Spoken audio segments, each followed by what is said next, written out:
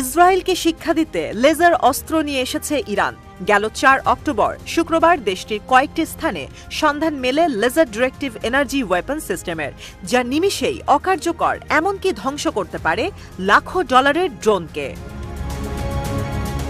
অক্টোবরের প্রথম দিন সিরিয়া ও ইরাক পেরিয়ে ইরানে হামলা চালায় ইসরায়েল। এর ৩ দিন পর জনসম্মুখে ভাষণ দেন দেশটির সর্বোচ্চ ধর্মীয় নেতা আয়াতুল্লাহ আলী খামেনি। প্রতিশ্রুতি দেন হামাস কিংবা হিজবুল্লাহর বিরুদ্ধে ইসরায়েলকে জয়লাভ করতে দেবে না ইরান।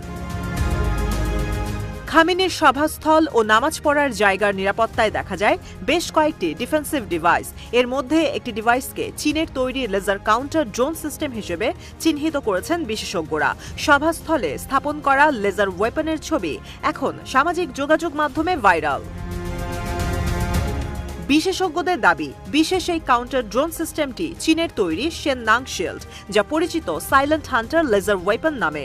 ২০২২ সালের সর্বপ্রথম জুহাই এয়ার শোতে এই ওয়েপন প্রদর্শন করে শি জিনপিং সরকার।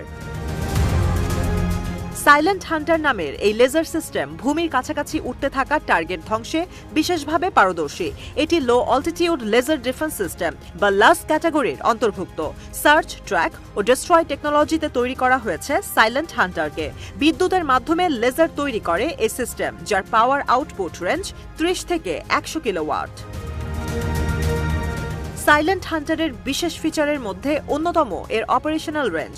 আলোকরশ্মির মাধ্যমে সর্বোচ্চ ৪ কিলোমিটার দূরের বস্তুকে ধ্বংস করতে সক্ষম এই লেজার ওয়েপন ৮০০ মিটার দূরত্বে ১০ মিলিমিটার মোটা স্টিলকেও ভেদ করতে পারে শক্তিশালী এই লেজার। তাই শত্রুর আর্মড টার্গেট সাইলেন্ট হান্টারের সামনে যেন মামুলি টার্গেট।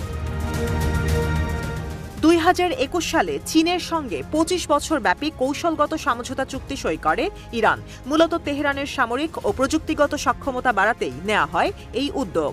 চুক্তির আওতায় খামেনি সরকারের প্রতিরক্ষা ব্যবস্থা উন্নয়নে প্রযুক্তি সরবরাহ করে শি জিনপিং প্রশাসন।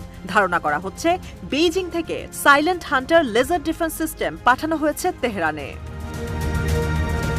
আনম্যান্ড এরিয়াল ভেহিকল বা ইউএভি, রকেট ও মর্টারের মতো লো অল্টিটিউড থ্রেট মোকাবেলায় বিশ্বের বিভিন্ন দেশের সামরিক বাহিনী ঝুঁকছে লেজার ওয়েপনের দিকে। যুক্তরাষ্ট্র ডেভেলপ করছে এই এনার্জি লেজার ওয়েপন সিস্টেম। ইসরায়েলের কাছে রয়েছে আয়রন বিম। একই ধরনের অস্ত্র তৈরির চেষ্টা করছে জার্মানি। তাই আকাশ প্রতিরক্ষা ব্যবস্থায় সাইলেন্ট হান্টার যুক্ত হওয়ায় বৈশ্বিক পরাশক্তিদের চেয়ে এক ধাপ এগিয়ে থাকবে ইরান।